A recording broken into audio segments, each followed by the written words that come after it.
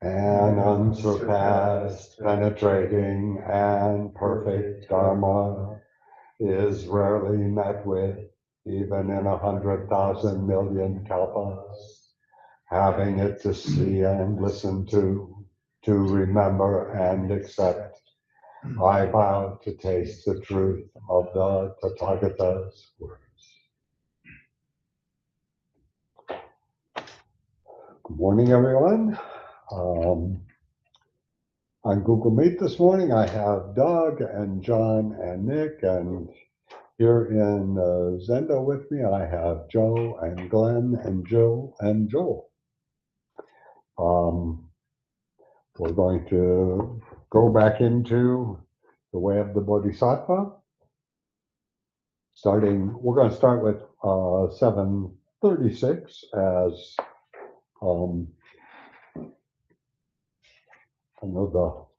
we actually did 35 last time, so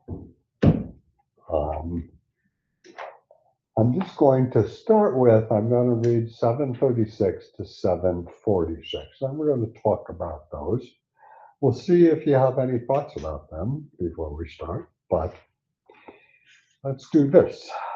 Starting with 736, acquaintance I have never gained with even part of such great qualities. It is indeed amazing that I render meaningless this life that somehow I have gained. Offerings to the Buddhas I have never made. No feasts were ever held through my donations. No works have I accomplished for the teachings. The wishes of the poor I left unsatisfied. I have not saved the frightened from their fear. The wretched I have not consoled. My mother's pain, her womb's discomfort, these alone are my accomplishments. My failure to aspire to Dharma now and in the past has brought me to my present dereliction. Who therefore would spurn such aspiration? Aspiration, so the sage asserted, is the root of every kind of virtue. Aspiration's root, in turn, is constant meditation on the fruits of action. The body's pains, anxieties of mind, and all my fears of various kinds, to be deprived of what I want, such is the harvest of my sinful deeds. But if my acts are good, sincerely intended, then no matter where I turn my eyes, the merit gained will honor me with its resulting benefits. But if through seeking happiness my deeds are wrong, no matter where I turn my eyes, the knives of misery will cut me down, the wage and retribution of a sinful life. Through virtue, I will rest within the cool heart of a fragrant, spreading lotus. With splendor nurtured by the sweet words of the conqueror, then from the lotus opened in the sage's light, in supreme form I will arise, to dwell the blissful Buddha's air in presence of victorious ones. Or else, as wages of my many sins, my skin completely flayed, I shall be utterly brought low by creatures of the Lord of Death, who on my body pour a liquid bronze all melted in the dreadful blaze. And pierced by burning swords and knives, my flesh, dismembered in 100 parts, will fall upon the white hot iron ground. Therefore, I will aspire and tend to virtue, and keep myself in it with great devotion, and with the method stated in the Vajra, I will train in confident assurance.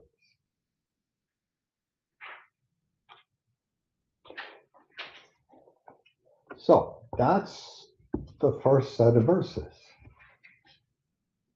Any thoughts just off the top of your head, anything that, yeah, Joe. So about in the middle of everything, you talked, there was a paragraph, a verse, something about the merits gained. Could you read that again? And I'm wondering specifically. Just see it. It's 42. 42. Thank you. The merit gained will honor me with resulting benefits. By my acts are good, sincerely intended, then no matter where I turn my steps, the merit gain will honor me with its resulting benefits. So I'm wondering about this. You know, again, it's like heaven and hell and sins and being forgiven and merit gained. I mean, this isn't a Zen teaching. I'm assuming this is very solidly Oh, this is one of hangover the, from India. And, well, it's one of the early yeah. Mahayana texts, yeah, by Shanti Diva. And so what are the belief is then they will actually gain merit, good karma, Good karma. going into another lifetime. Yeah, what he's talking about there, and he refers to at one point, is karma. And I think you can't escape the idea that it's certainly parallel to the ideas of heaven and hell. I think, as we understand it now, it has more to do with we'll bear the fruits in this life of what we do. But I think back then, Zen, the Zen in Zen, yes. and as we would read that text now, we would not see it so much as talking about, well, what he's really talking about here, because of when it is and where he's coming from, is reincarnation. I'm fairly certain of that, because certainly the Tibetans still believe in that, and or at least some of them do. And at that point, coming from India, I strongly suspect that they believed in all the hell realms and all of, there were, I forgot, 3 or 4 hell realms and all of this. And so you were reborn into one of those based on your behavior. And I think that's what this is referring to at this point. I don't think we understand it that way anymore, but I think that's how they understood it. And there's some in what something like commentary on it, I think, there's a little bit more on that. Yeah, Joel. There's the same verse also caught my attention because I was reading or listening to someone talking recently about the never disparaging Buddha, Bodhisattva, and this verse sort of emphasizes the intention as what's important. At least it seems to. It says, I forget exactly the wording, but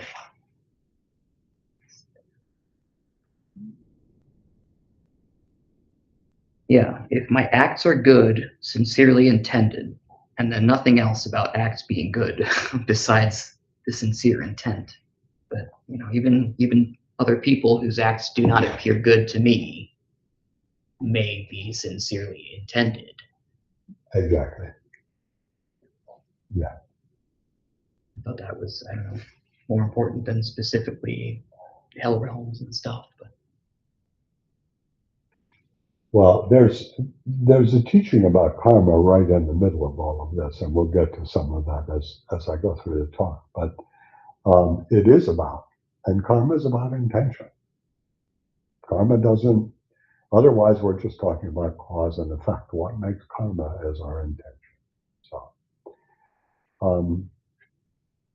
let me start with this, and if we get to the end of this section and we still have more to say, we'll talk about it. So Shanti Diva says that he has spent way too much time thinking about himself rather than focused on the sublime Dharma. And as a result of that, his virtue is lacking. but then he says, and this is, I think, the other point of this, that right now he can aspire to open his heart and reach out. And the Buddha said that that aspiration to the sacred Dharma is the root of every virtue.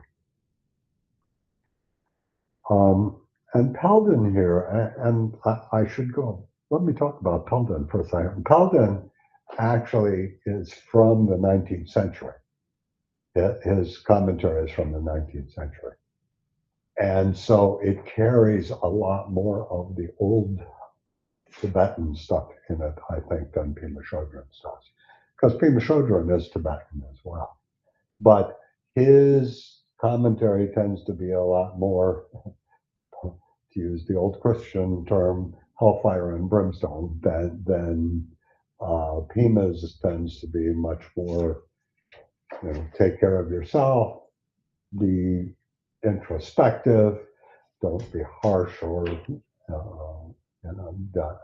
and don't get stuck in your guilt. So it's a real interesting difference between these two commentaries.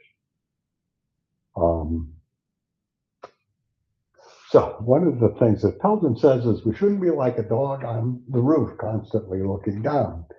We should be like a bird on the ground constantly looking up, learning how to observe the discipline, receive, reflect, and meditate on the teachings. And then he says, we will gain happiness and progress on the path. If our intentions and corresponding actions are wholesome, the merit of the virtue accomplished in the past will offer us its fully ripened fruit, an abundance of happiness and good qualities. We come to the old definition of merit that we've talked about before. And of course, now you go back to Bodhidharma and what merit, and there's no merit. So he's talking about the benefits of, I think, of the practice. When we cultivate the Bodhi heart, we encounter a sympathetic world, no matter where we turn. We also come to realize that all the suffering of this and future lives does not derive from wicked people, but from our own negative behavior. And so, that's part of what he's trying to say with all of this too. That we need to look at ourselves when we suffer. And if we do evil in our quest for satisfaction, misery will cut us down and destroy us. Not just in our future lives, in this one. The effects of one's actions must all be experienced. This is karma. This is what he's talking about. They do not fade away or disappear. And then he says, in having confidence in the principle of karmic cause and effect, we will abandon negative actions and aspire and tend exclusively to virtue by means of keen and focused interest.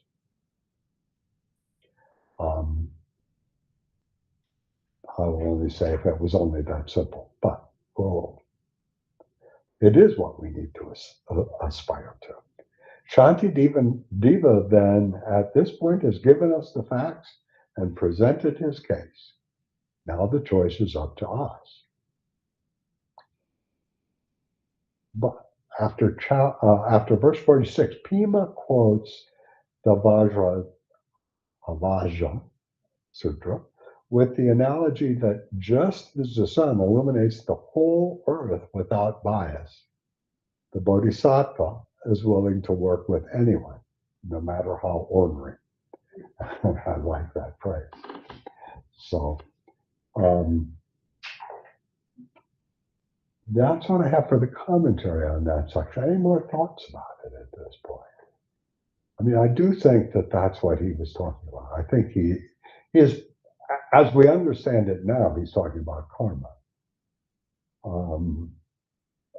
As Pelton was talking about it, I think he was talking about it in terms of rebirth. that you you behave or that's where you end up in your next life.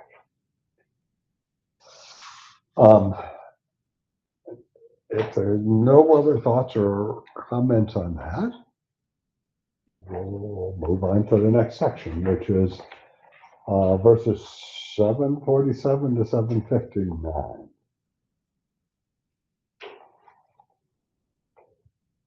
Let me first consider my reserves, to start or not to start accordingly. It might be better not to start, but once begun, I should not then withdraw.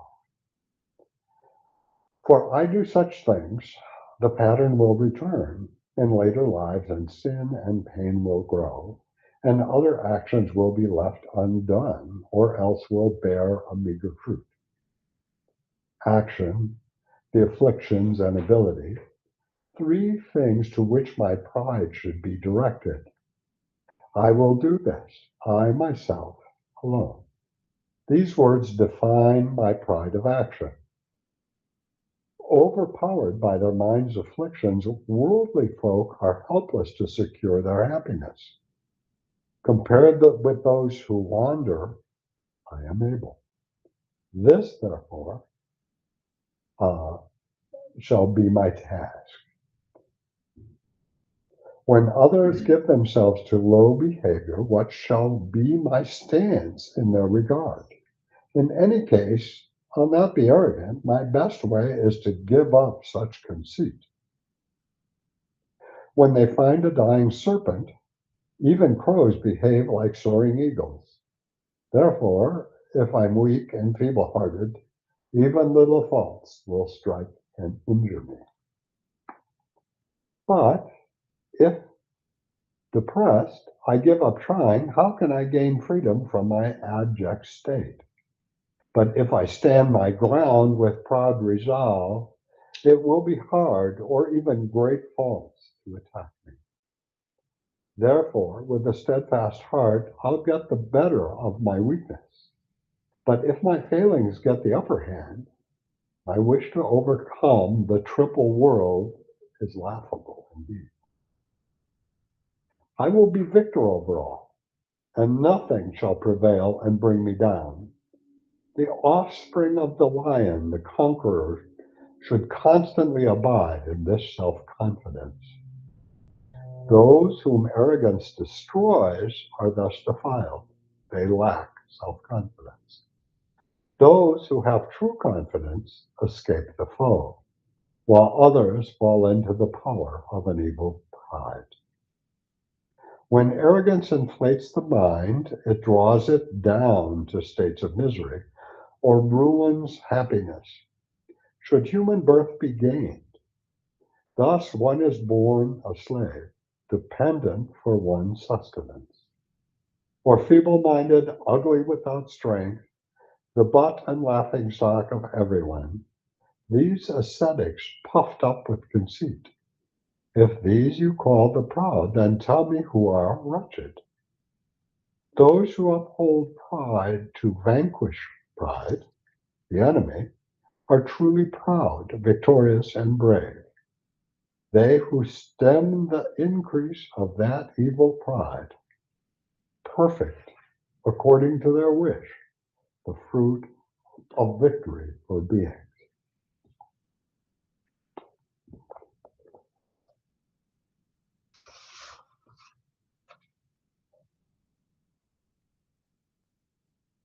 So, any thoughts?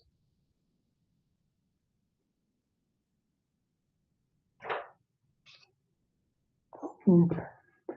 He's coming about this idea of pride in a different way than we normally think about it. Because at one and the same time he talks about arrogance and that there is evil pride, but on the other hand, he also talks about the fact that we have to be proud. So how does all that come about? That's really what he's talking about here. He starts a section talking about the importance of being steadfast in our practice. And he says that before we start practice, we should consider if we are up to the task. And interestingly enough, this is a teaching I've heard from multiple Zen masters, and perhaps it goes back to Shanti Diva, but that it is better not to start the process rather than to start and then change your mind halfway through. That it's worse to do that. It's a teaching I've seen several times in various places. John? Yeah. And that's something I strongly disagree with. And I don't know if that's a Tibetan thing or not, but I think that there's always an opportunity to start over. And, having that introduces guilt. Oh, I tried and I failed, so I shouldn't have tried at all. I think that, and maybe that's just my own interpretation of our conception of Soto Zen, but it seems that we should not be discouraging anyone from trying on the path. I don't disagree with Yeah. that. This is probably one of the things that has most stopped me about this is I didn't just see this in Shanti Diva. You'll run across it on a regular basis, and I think it means something different than we think it means.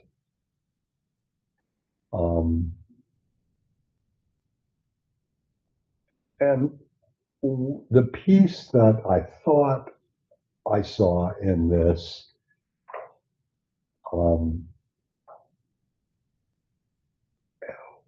what I think he's saying is, don't get started, be halfway through the middle, and then stop entirely.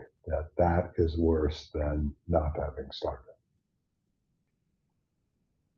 I suspect that's true only because what it will do is it'll build up all of our defenses and resistances. If you start studying and stop, it makes it. Let me use a different analogy. I've seen this happen in therapy. I've had people come back to therapy who have been in therapy before, and their resistances and their defenses are actually stronger than they probably were initially. That's the only thing I can connect this to. Yeah, I get that.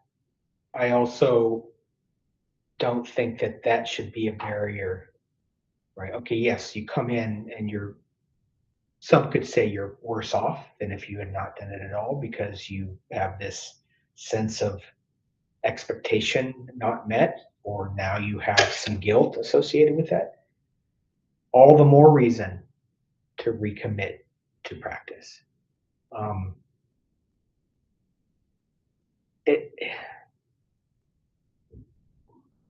don't know if this is something. I don't disagree with you. Okay, and I have yet.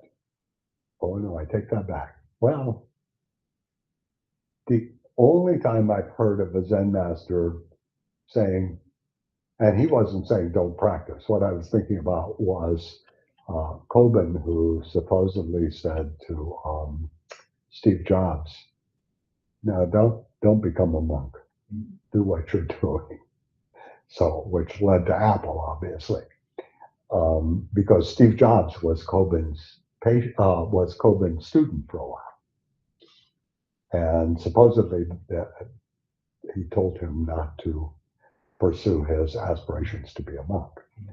Other than that, I have never ever heard a master say, maybe you shouldn't do this. So there's something more wrapped up in this, and it may well be good for us to talk to Dean about that too when he comes back. Yes, Joe. I'm sensing that a lot of this is a matter of, how do I put it? It's a matter of words. It's verbiage. It's how things land with you for instance, you were talking about pride, and one of the first things I thought is, sometimes pride is good and sometimes it's not good, depending on how And you that's look at what it. this is all about. Right. So sometimes the way you say it, you mean that it's good. How it lands with me might not be that way. It Right. might be Yeah. that. And everything in between. And it's like the Eskimos have 37 words for snow. So why do we stop with good pride, bad pride? There's a lot in between, and we don't know how to fill it in. And we don't know how it's landing with the other people. But we're trying to teach us all this stuff, and we're trying to learn it too. And I don't know what I'm saying right now, but it's just it's also nebulous.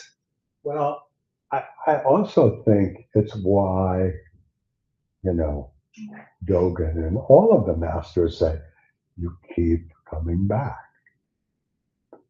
That, whatever we conceptualize misses the mark. It's a concept. And so you keep coming back and looking and looking. It's the same way that I've read this. How many times I've read this? And I don't think it means, I'm with you on that. I don't think it means what we think it means. I think it, and maybe historically it does, and Yeah. Dean can tell us that. I was I gonna don't say, know. maybe it meant that back then. Yeah, And, maybe. and when the emphasis was on monastic practice, I guess, and I don't know this for sure, but I'm assuming that the proportion of monastic to lay was significantly greater than it is now. And maybe this was like, dude, if you're going to be a monk, you need to commit. And if you don't, then you shouldn't do it. So it's like, and as Buddhism has evolved, um, maybe some of that has been not lessened, but softened. Well, or just come to be understood in a different way after going through it, 63 million times. Yeah, go ahead, just So all of this reminds me of something that pops up in my head once in a great while. It's something I read many, many years ago before I came to Zen. Somebody asked a Zen master what something was. And I forgot what that something was. Maybe what is a statue, or what is a god, or whatever. And the answer was, it's a word. And it didn't matter what the question was. The answer was, it was a word. It's a word. Yeah. Yeah. It's a concept. Exactly. It's something in your head. So exactly. And I think, like I said, I've read this multiple times, and it's always just the way I've always left it is I'm just open to whatever it means, but it doesn't mean that to me now. And to, like I say, as I read through this text again, that was what I wondered if he meant by it, is that if you start the practice and totally stop it, that you're in a worse place than you were if you start and if you never started at all. And I'm surprised that Pima, in her commentary, she says Trungpa Rinpoche also taught that it's better not to start than to stop as soon as it gets challenging. Uses the analogy of being on the operating table. Surgeon cuts you open, your guts are hanging out, and you're like, you know what? Oh, I'm good, and you get up and walk away. It's like, okay, that's one analogy, but I'm surprised that she let that stand without giving it more context. I don't know if it's because she's part of the Tibetan tradition, and Trungpa Rinpoche is one of her peeps, but I wish that she had contextualized that a little bit more in her commentary, because it's a pretty profound statement. It's a pretty firm statement in terms of you should do this and not this. it's a should, right? Mhm. And generally, I've seen her either get away from stark distinctions or at least, contextualize them a little bit. So I'm just surprised that she just let that sort of sit there. If I followed that advice, I'd still be a Catholic. Yeah. Um, yeah, I mean, I understand what you're Yeah. saying. It is, and yet it does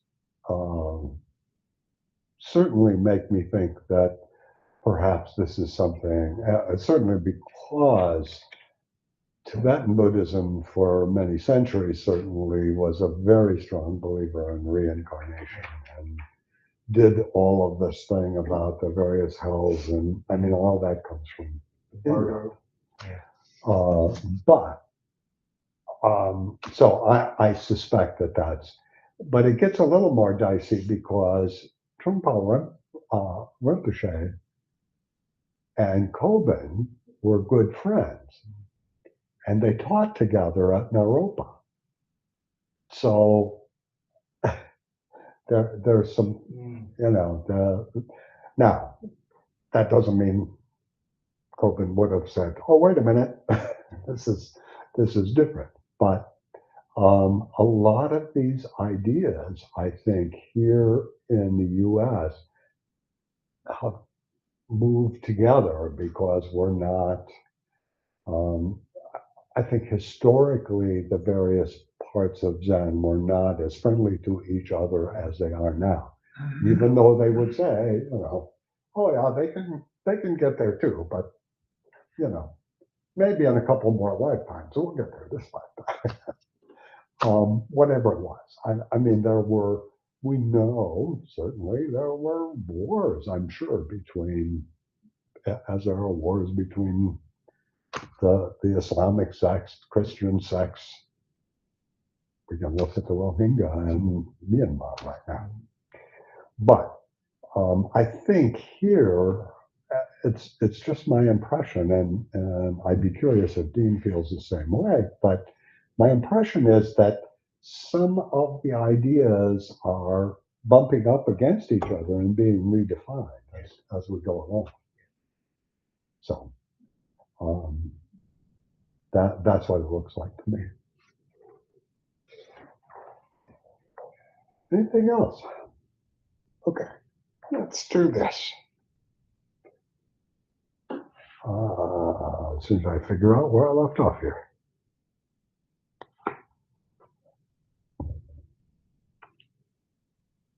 I think you left off at 60, John. Oh, okay. All right. I'm not. I thank you for that. I'm reading my commentary, so that's where I was looking for. Okay. He encourages us to sit every day, to stick with it.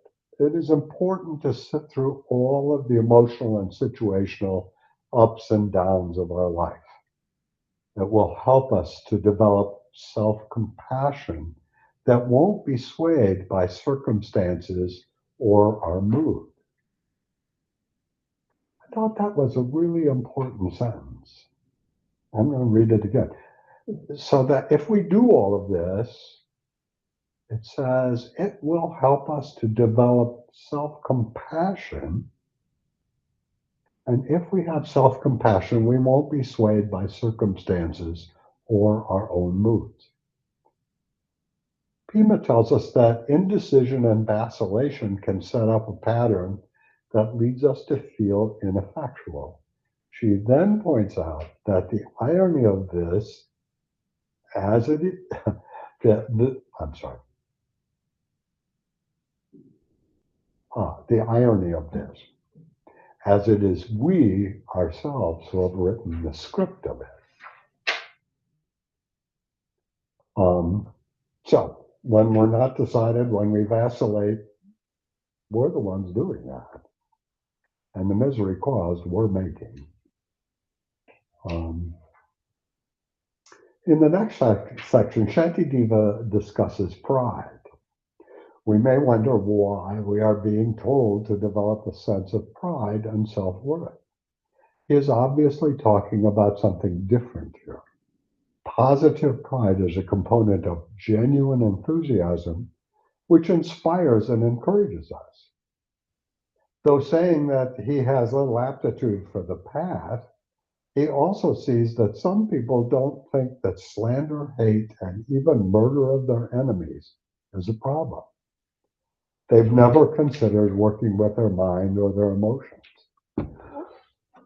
When compared with these unfortunate people, he feels confident that he can follow the Bodhisattva path.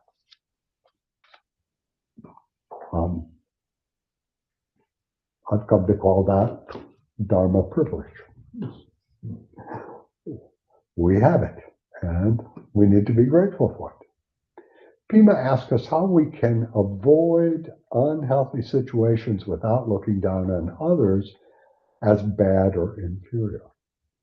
The longer that we follow the Bodhisattva path, the more we come to see others trapped in confusion. We begin to see how much they are like us.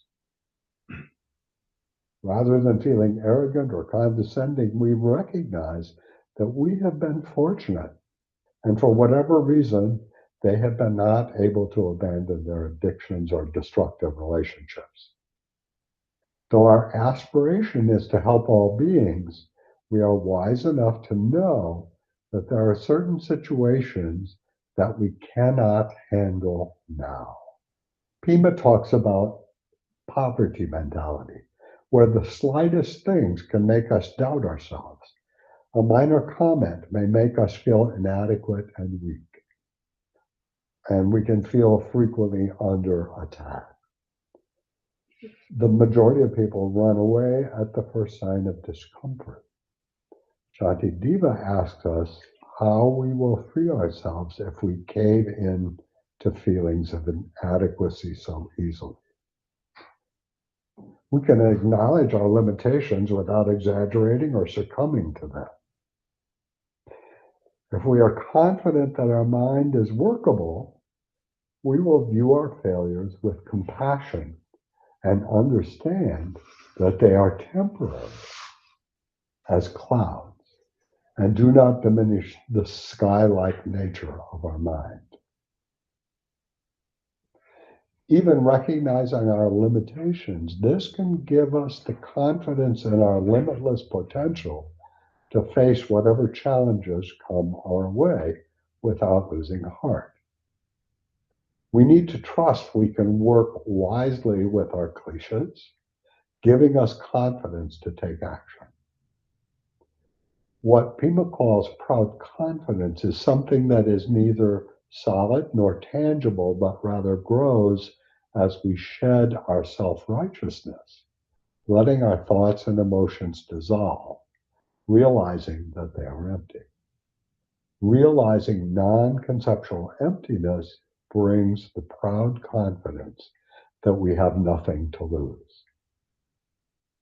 Pelton tells us that those who stand their ground proudly resolve, with determined and diligent perseverance, confessing what is to be confessed, with a firm promise of amendment, cannot be defeated.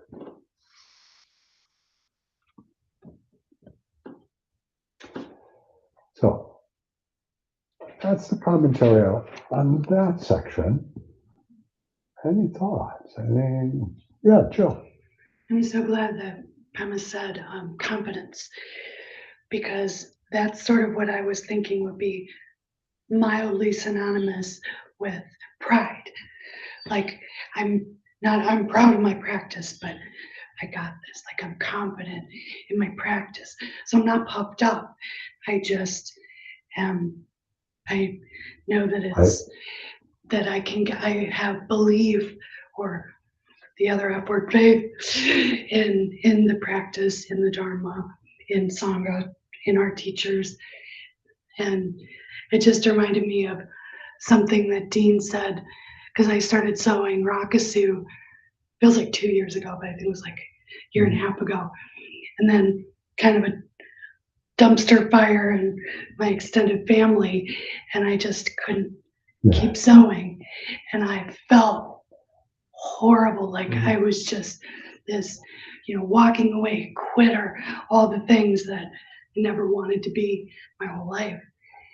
Both Karin and Dean were both like, whoa, whoa, whoa. You are respecting the sewing enough to pull back from it, and you will return. It's not, this isn't a 4-year college. There's no stopwatch. There's, you could blow that out into like, this isn't linear at all. And I was just like, thanks, you guys. Because it was so, like, I needed that. Instead of cold water, it was like warm water, like amniotic fluid, if you will. I was just like, okay, thanks. Because I think that for, when I was 10, when I was 20, when I was 30, even 40, everything was shame. You failed. And so that was my matrix of evaluation. And of course, then that evaluation was my mirror. So yeah, just confidence, just knowing that, like, and that's maybe why the old texts say to quit is worse than, never to begin. Not because, it's shame on you, black and white, but you're robbing yourself of the possibility or even the inherent imminence of transcendence, of getting through it. And so that's why they say don't quit. Because I don't think Zen texts are like cheerleading, like, you can do it, little guy. But in a way, it is saying that, like, if you go in with both feet, you can get through. Well, I think that. So don't give up. Yeah. That's it. Yeah. No, I agree 100%. And I think your point is well taken. I think as we think about the words in English, the word confidence would be a whole lot better here. That self-confidence that lets us move forward and not be afraid to do what we think we need to do. It's a little bit more neutral of a word, Yeah, instead of yeah. pride. But again, to Joe's point, like, all of these things are just words that we interpret on the basis of our conditioning, our education, our religion, our family, like all those strings, that pull us. So I love taking words apart because they're not always what they seem. Cool.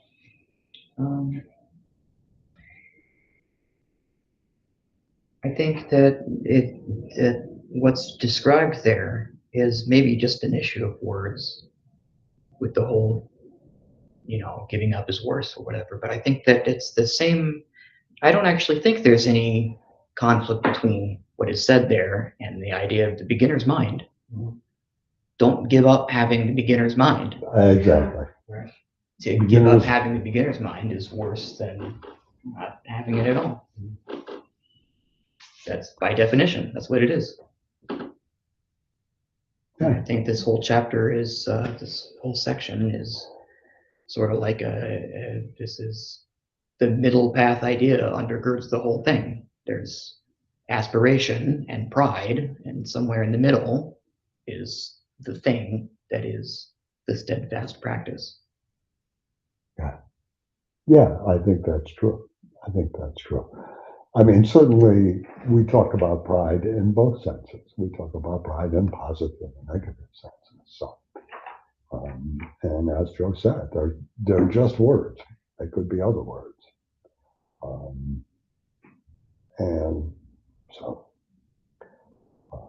no, I agree. Anything else? Anybody else? Okay. Yeah, go ahead, please. Beginner's mind. Joel. Perfect, right? And I always go back to forgiveness. right? That sort of shame that Jill was talking about, right? When, say, you've gone on the path and you give up because it's hard. It is hard. It's hard work, right? This isn't an easy practice because it is about confronting our delusions and our monkey mind, and that's not an easy task. And some days it is easier, some days it's not as easy. And I think, we have to be careful not to have that, harshness of judgment when you say, well, you shouldn't have started if you can't, accept beginner's mind, and you can't accept that we all have Buddha nature. Well, maybe we aren't open to the idea that we all have Buddha nature because, of our delusions and our imperfections. And so I think forgiveness, self-forgiveness, forgiveness of others, and compassion is so crucial here, to be like, okay, yes, you started the path, you experienced some difficulties. You're like, dude, I can't sit here anymore. I gotta go. I can't do this. There's always a path to returning, and that's forgiveness and realizing that we are all interconnected, and that the causes and conditions that led you to that moment of crisis where you didn't act with appropriate means for that moment, okay, you didn't. So what, right? We all act inappropriately at different moments. So we can't expect to have that perfect alignment with our responses to a circumstance. So if we forgive ourselves, we forgive others, if we act compassionately towards ourselves and others, and use loving kindness wherever we can, it's okay to stop and give up, but it's okay to then go back and restart again. So I think the other thing that's important here is this whole practice is geared with self-compassion being the first step, not the last one. Because it's only if we can develop compassion for ourselves truly that we can develop compassion for others. And so I think that's at the core of all of this, is just that self-compassion is very important. And I think it's the only way, because the other thing I realized about Buddhism is responsibility is all squarely on each and every one of us. It's not about God said this, so you got to do it. It's no, how am I functioning today and how am I interacting with other people? And I have to be self-aware. But if I'm going to be self-aware, I also have to be self-compassionate because we're human beings. Joe. Oh, first I want to say that was a great analogy. Thank you for that, and all of it. And the compassion part, the self-compassion, I think is like much of our practice. It's a practice, because if I feel compassionate for myself right now in this moment, it doesn't mean like I might go home and look at something and go, oh, what an idiot I am. I screwed up again. Look at that. It's going to take till you get home. And then I get compassionate again about my practice somewhere else. But it's throughout life. Yeah. It's getting a hold of one of the hindrances, which is not perseverance, but sloth and torpor. You can't relax the mind for a moment because you're off, lost in thought about something or not. When you're and if you can keep on track, you can stay compassionate, and you can think of all these good things, and you can keep practicing well. And then oh shit, I forgot to pick up bread on my way home. And there you go again. Yeah. It's ironic that our ego, our pride, can self-perpetuate those kinds of thoughts to begin with. Yeah, there goes the practice. Good example of where pride goes the other way. Yeah. Well, Keep us from forgiving and starting over. Yeah, the 37 words again. Good pride, bad pride. Yeah.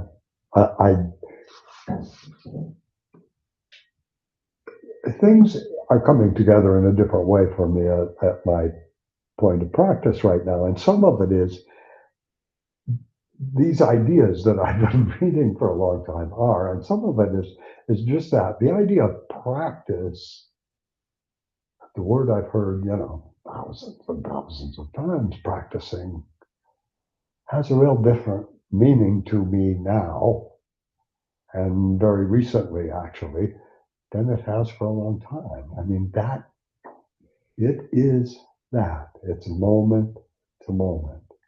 It's doing it without getting so tied up in your head that it's hard. It's recognizing, acknowledging, and moving on.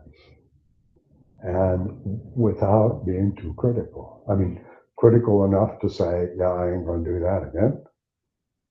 But if we get, I really, and I think this is what Pima Chodron is saying too, if we get so tied up in it that we get tied up in knots by the practice, that doesn't do us any good.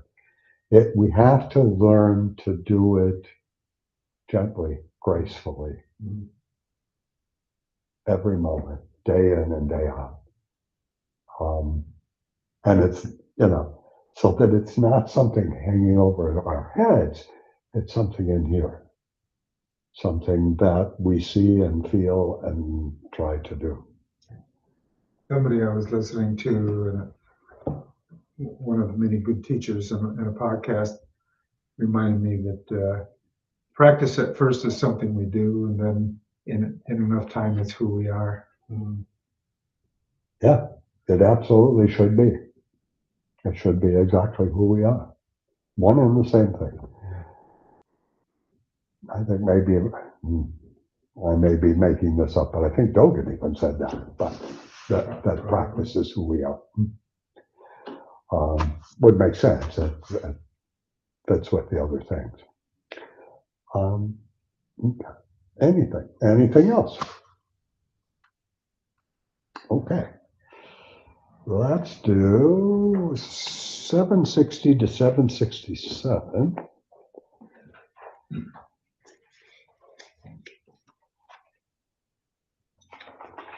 Which is the next section. So, 760 starts, when I am beleaguered by defilements, I will stand and face them in 1,000 ways.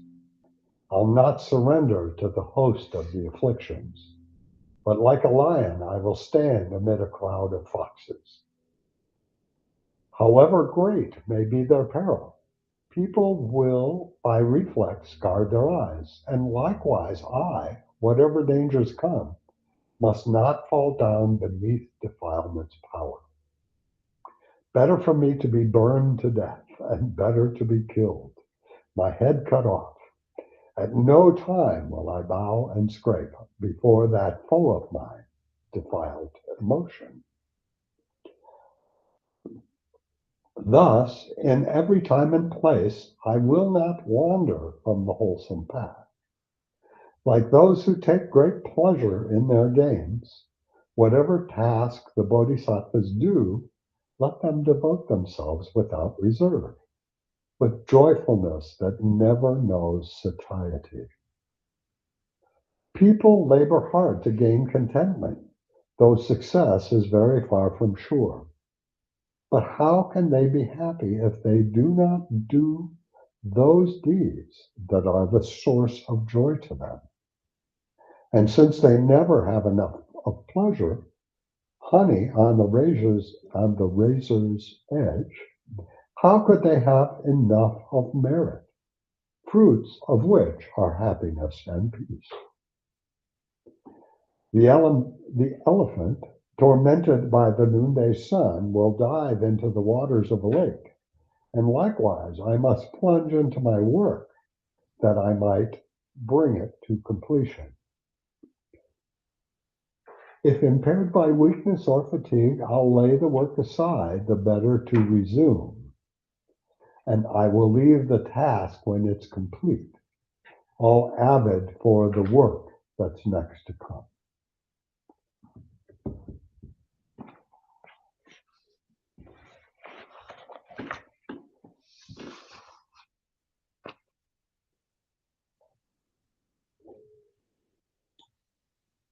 So, any thoughts about that?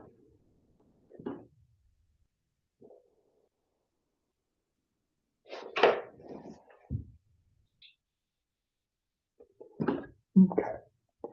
Well, let's start with some commentary. Pavan is asking us here that when we find ourselves in situations where there are multiple stimulants pushing us towards afflictions, that we must cultivate the antidotes to them with the same intensity. He says that the best practitioners use the very object that gives rise to their afflictions as their path. Average practitioners apply these antidotes and and hold their ground. Practitioners of the most basic capacity have to abandon such objects and retreat. And he says that just as people instinctively protect their eyes, feeling that they are most precious possession, we must protect ourselves from falling into the afflictions of anger and desire. From the beginning, he says, that must make an earnest, there's a mistype here. He says that we must make an earnest and determined vow never to allow ourselves to be stained by defiled emotion. And Pima here talks about looking for gaps. At the end of each breath, between thoughts, the non-conceptual pause after an unexpected noise, a moment of awe or sudden shock. And she says that these fleeting moments of no internal conversation, no frozen opinions, though very simple, are very powerful. Just being present introduces us to the unshakable confidence that refuses to buy into any negative or limiting storylines. She then tells us that joy, along with aspiration and steadfastness, is one of the essential ingredients of enthusiasm. She says that just as children delight in their play, not expecting a reward for what they do beyond the joy of doing it.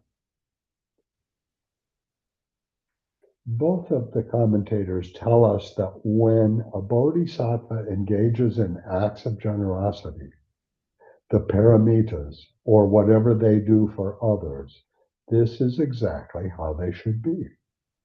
Enjoying the simple joy of the act without expecting anything. Pelton then says that if we can never have enough pleasure, then we can never have enough of the bodhisattva tasks. In other words, if we are taking our pleasure from our service to others, then if our drive for pleasure is there, then it drives us along this path as well as it can drive us along any other one.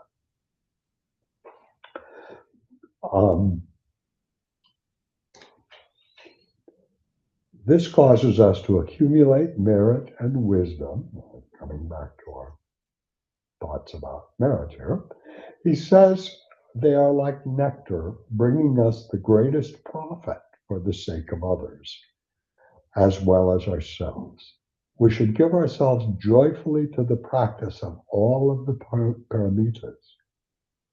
Pema talks about the importance of moderation and rest, and tells us to evaluate our capabilities and learn to pace ourselves before making any commitments. And certainly that's part of what Shanti Diva says here.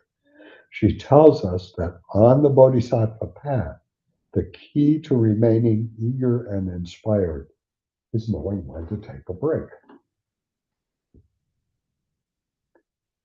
And certainly that's very important. Thoughts about this section?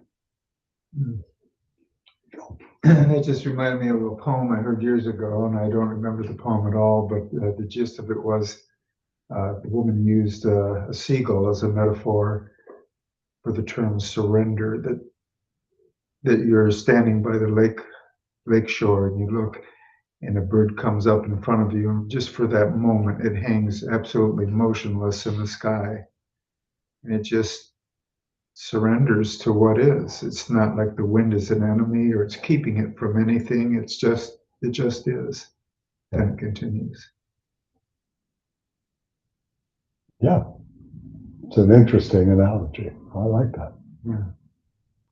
I mean, that in many ways is what we're trying to do. She also used the phrase, and I remember that so well, she said it stops there momentarily, as if a god commanded it to catch your eye. Nice. Yeah, Yeah. I like that. I like that. Clint. Something that Pima's pointing out, or she brings up, because she's tracking how Shanti Diva is outlining the 4 aspects of enthusiasm, the paramita of enthusiasm, right? Aspiration, firmness, joy, and moderation. And one line was, I thought, really interesting. It's when she's talking about joy and that sort of lighthearted, effortless joy that children feel when, you know, they're hear the ice cream truck coming, right? Or when we experience joy of doing something that we love. Could we bring the same enthusiasm to freeing ourselves from pain? So that aspect of sitting and, you know, observing our thoughts and letting them go, right, is often sometimes wrapped up with pain, right, and discomfort and suffering. And instead of viewing it as a challenge, well, it is a challenge. Instead of viewing it as a negative thing to be avoided, I think Shanti Diva is encouraging his audience to not shy away from it, but to meet that with the same joy that you would bring to doing something that you love doing or that brings you pleasure. Don't be afraid to confront the pain, because that's how we get through it, is we name it and we sit with it. And we recognize that often it's just words and concepts that we're bringing to it. So I really like that idea of that aspect of the enthusiasm and that sort of stick-to-itiveness of it. Yeah. Yeah.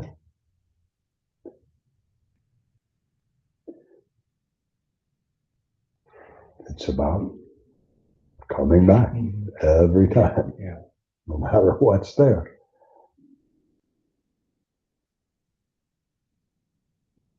And also, I think very important, some of the last things that she says about knowing when to back off, right? Knowing when to take a break if things are getting too intense. Whether we're talking about this or anything else, really.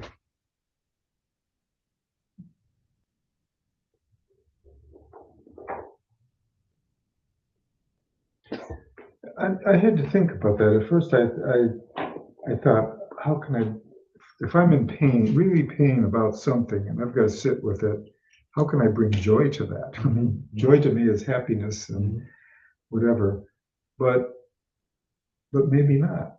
Maybe joy is this energy or this force within us that, or a realization of some sort that I am sitting here in pain right now and in a lot of distress, but damn it, I know there'll be another day. I know I can get over this. And maybe that's a form of joy. So, And yeah. and recognizing that we're all interdependent and that the pain I'm feeling is just an echo of multiple, countless other beings experiencing various levels of pain at that moment. And so Yeah. coming back to that idea of interdependence and that the idea of non-separateness is like you get subsumed into the universal and that feeling of like, oh, it's not just about me. That there's a joy to that as well. That sort of the recognition, the awakening to that the awareness of the universal. Experience it every once in a while on the cushion. Today I had a little bit of it. But yeah. Yeah, in the middle of your pain, you can have that recognition.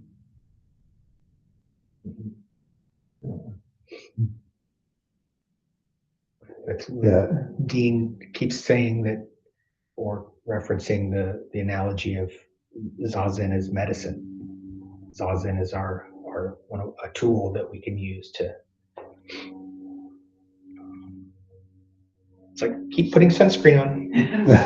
Keep putting the sunscreen on. That's good. Then. Keep doing that. The only medicine we have is good for nothing. Yeah.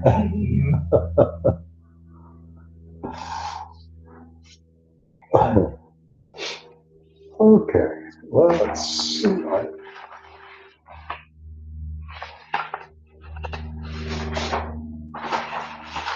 Okay. So let's take 768 to 776. We're going to read through that.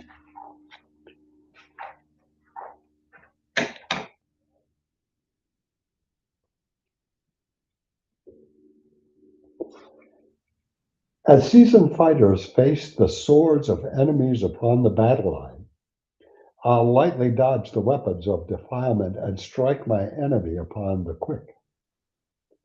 If in the fray the soldier drops his sword in fright, he swiftly takes it up again. So likewise, if the arm of mindfulness is lost, in fear of hell, I'll quickly get it back.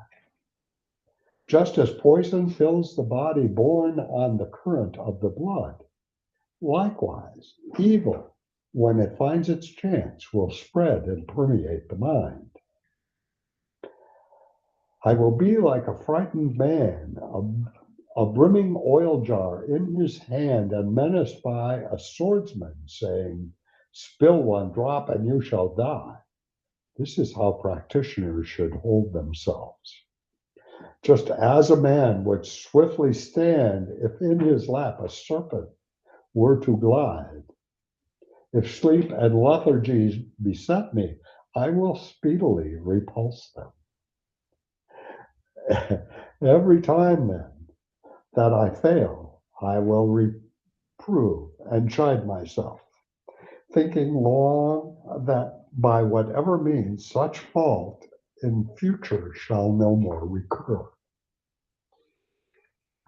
At all times and in any situation, how can I make mindfulness my constant habit? Thinking thus, I will desire to meet with teachers and fulfill the proper tasks. By all means then, before I start some work, that I might have the strength sufficient to the task, I will recall the teachings upon carefulness, and lightly rise to what is to be done. Just as flaxen threads waft to and fro, impelled by every breath of wind, so all I do will be achieved, controlled by movements of a joyful heart.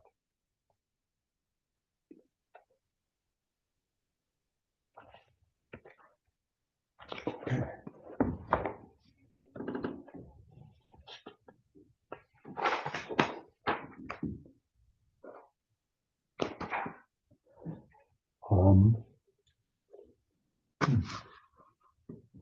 I'm just wondering what the Hindus would have, how they would have written things if they wouldn't have so many metaphors with swords and archers and spears and war. What would Buddhism sound like then? Yeah.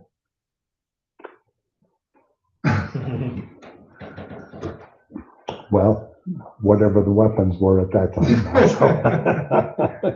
If it wasn't swords and spears, it would So be. in 10,000 years, we're going to read about drones. Yeah, seriously. The survivors, that is. Maybe Drones and AI. maybe not 10,000, I was maybe gonna say like 10. Yeah. Couple generations. could be next year at the rate we're going, the way things are falling apart here. Anyhow. One of my favorite Larson cartoons is Eskimos going across the frozen tundra on a dog sled, and they're looking up at rockets flying all over the sky, and one saying to the other, "Looks like life as they know it is about to end." Indeed.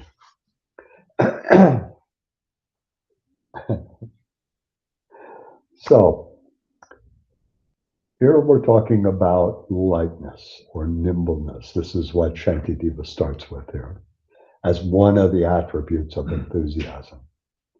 Pima reminds us that when we are critical and heavy-handed, it's just a different kind of ego trip. When we bring lightness to the equation of our exertion, it should be light, like that of children at play, or diving into cool water on a hot summer day. She tells us not to get discouraged if this seems impossible at first. Learning to remain open to what comes and to refrain from the cliches is hard work initially. But like many other things, it gets easier the more we practice. She notes that even after a direct experience of emptiness, it takes a long time to become skilled in helping others. The next attribute of enthusiasm is urgency. Shanti Diva gives us the two analogies. The first being of the warrior who drops his sword and in battle and immediately rushes to pick it up, and the second of a person who has a snake that drops into their lap and he immediately throws it off. It means not being complacent when we lose our mindfulness. When our mind is distracted, the cliches move in. If we bring our mind back with harshness or panic, we will fail to generate self-compassion. Instead, we need to see when we get hooked and gently come back to the present moment with urgency, but not harshness. The need to be mindful of even minor grudges and subtle resentments. When we don't acknowledge them, they can spread, filling our mind. We make friends with ourselves with honest self-reflection. Building on a foundation of loving kindness is the only way to heal ourselves. In the last verses of the chapter, Shanti Diva reminds us that we typically miss a lot because our mind wanders, losing the intimacy of the moment. He reminds us that being fully awake and present, we can better fulfill our tasks and hear what our teachers have to say. Pelton tells us that we must strive to acquire the habitual attitude of mindfulness, focusing on virtue within our minds, striving in all ways to nourish and increase mindfulness and introspection into ourselves. Reflecting on the precepts and teachings with a light heart, we focus on the task at hand swiftly and with pleasure. In the final verse, he paints a picture of what happens when enthusiasm is fully manifest. In spite of seeing the world's suffering and feeling its heartbreak, we can remain joyful that we can play our part in alleviating rather than adding to the misery of the world.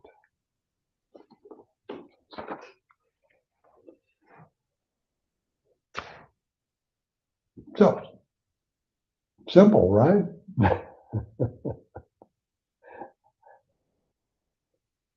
Actually, just because it's simple doesn't mean it's not easy. Doesn't mean it's easy. As Bima points out to us, it's going to take a while.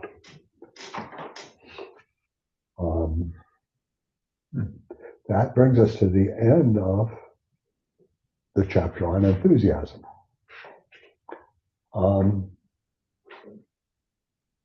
Any more thoughts? Anything to add to all of this?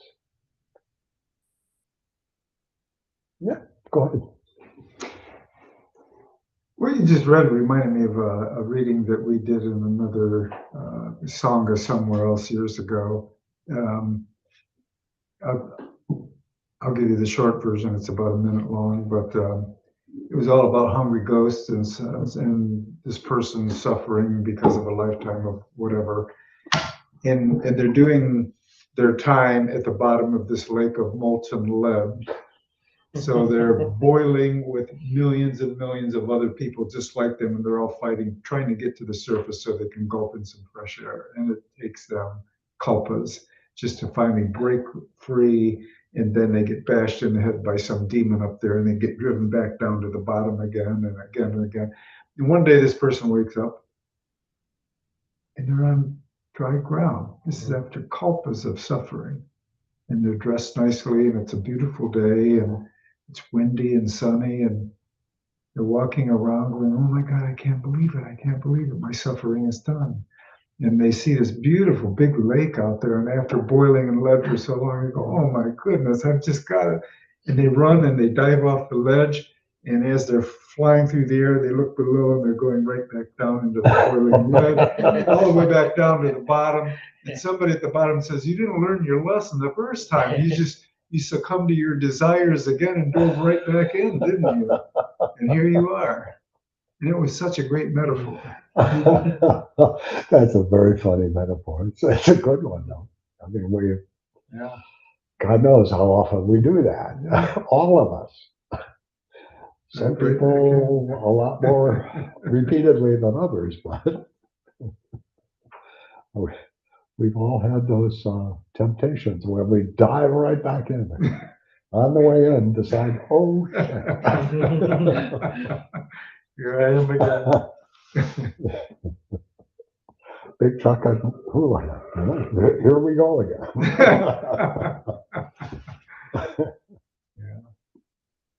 Yeah, I like that story.